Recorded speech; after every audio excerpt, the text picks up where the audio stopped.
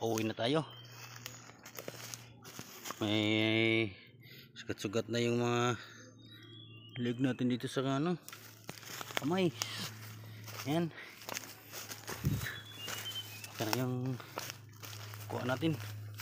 Mga kabukid, nandito tayo sa kawayan. Kasi hapon na ngayon. Ayan.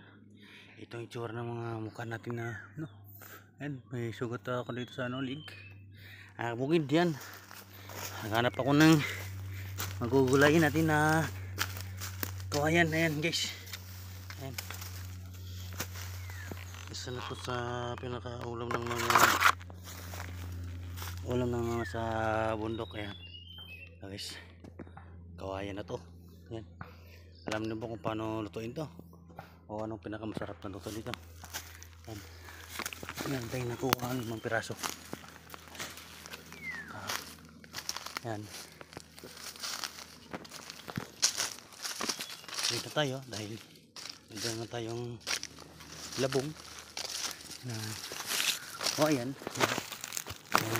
Yan.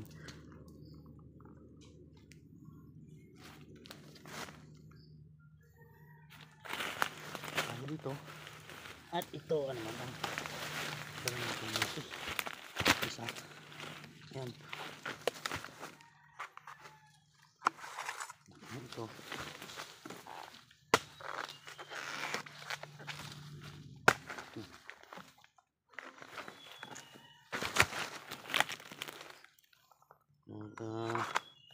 bukid yan.